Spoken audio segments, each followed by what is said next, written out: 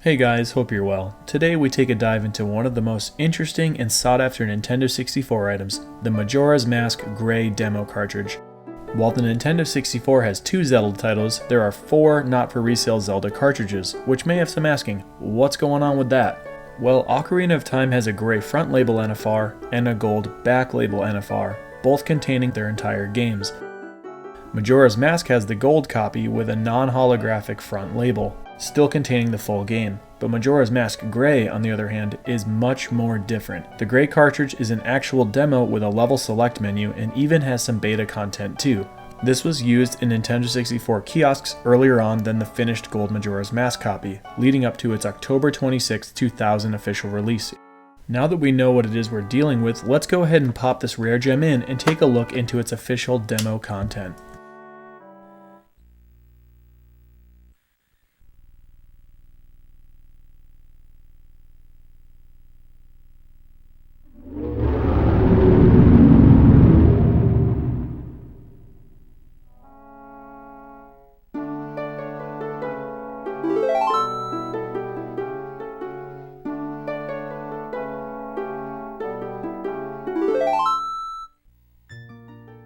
The first selection, the Prologue Demo, plays as if you're starting a new file, with the opening cutscenes and first part of the game.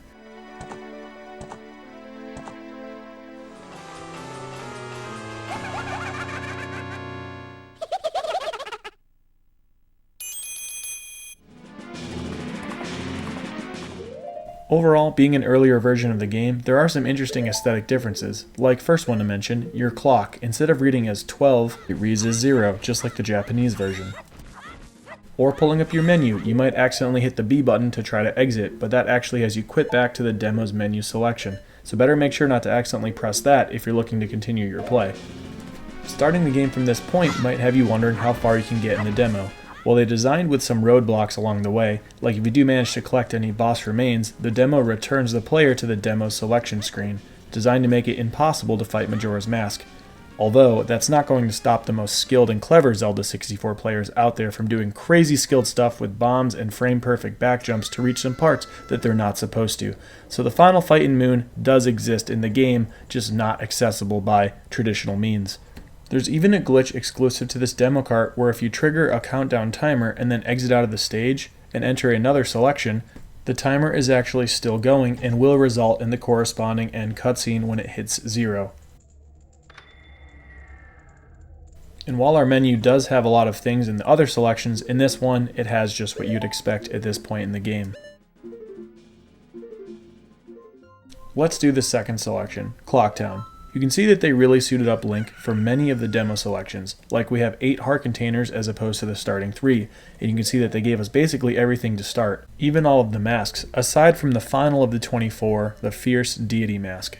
It's pretty fun to have all this stuff and swinging around the fairy sword so early on, giving you plenty to play around with and demo, just as it's supposed to.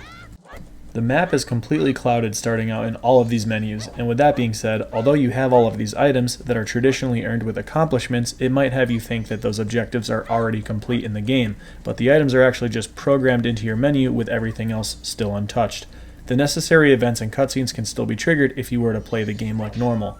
Another thing to mention, since we are standing right here next to a save point, is that hitting the owl statue to prompt that save feature won't result in that, making it impossible to save the game, which makes sense being a kiosk demo with a level select screen.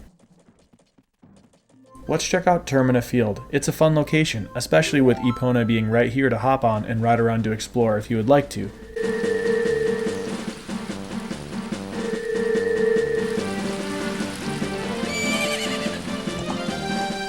Your item inventory is also the same as it was in the choice before.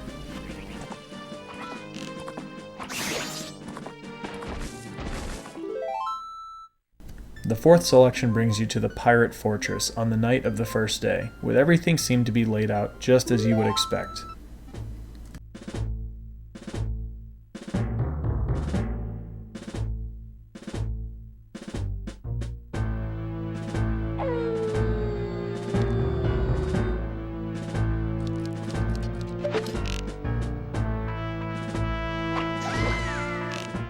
The fifth selection has you as Goron Link to compete in the Goron race, Everything seems completely normal about this, and it's still as tricky as ever, but I still definitely wanted to make sure I came away with that W before moving on.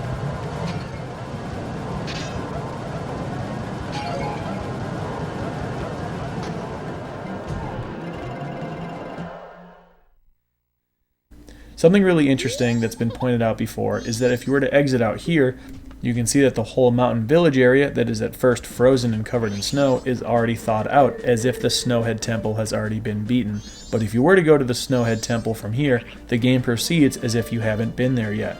So that's pretty cool and interesting.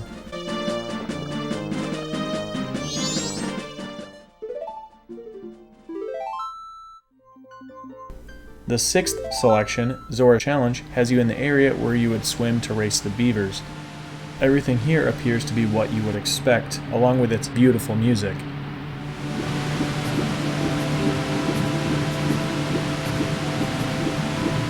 Exiting the area doesn't result in any surprises as well. So we can move on to the last couple of spots in the demo before going into some fun facts that I learned while researching and learning more about this copy.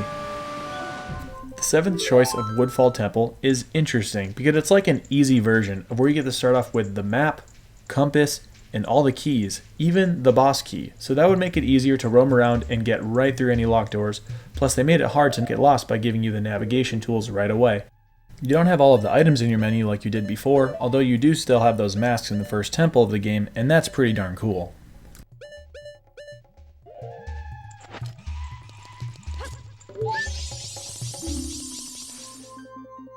In the eighth and final choice, we get to fight the boss of the first temple. You'll notice that we have the same items as before, aside from the bow and arrows being added. Throughout the demo, there are just tons and tons of text differences, and I'll read some of them for example, but the first one we can see is the text that happens once you win the fight, where you can see that the text actually goes a bit outside of the box.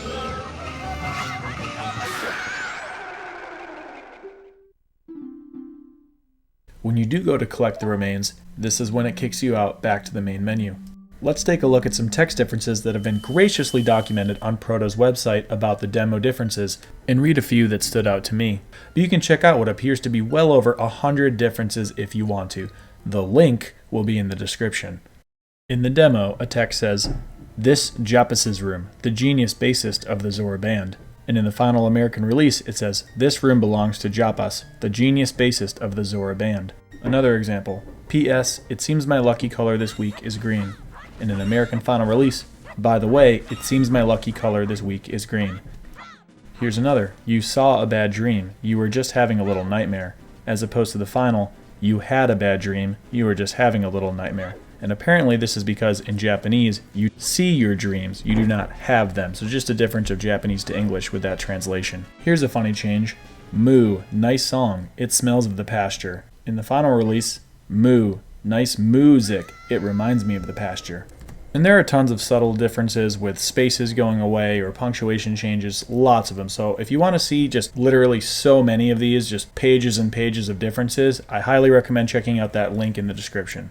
Overall, it's clear why a Zelda demo cartridge can easily grab a lot of collectors' attentions. It's something that only pops up online anywhere from once to maybe a few times in an entire year. So it's been selling for over $1,000 for years, with several crossing over $2,000, and one copy specifically got way more money than I think anybody was expecting due to a big bidding war over a near mint copy. As far as playing the game goes, please be aware that the ROM already exists if you just search for it on Google. You don't need to spend a lot of money to have fun playing this at all. But I do hope you enjoyed taking this authentic look into the Legend of Zelda Majora's Mask Gray demo cartridge.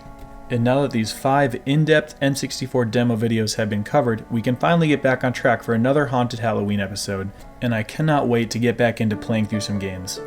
I hope to see you there, and thank you so much again for watching.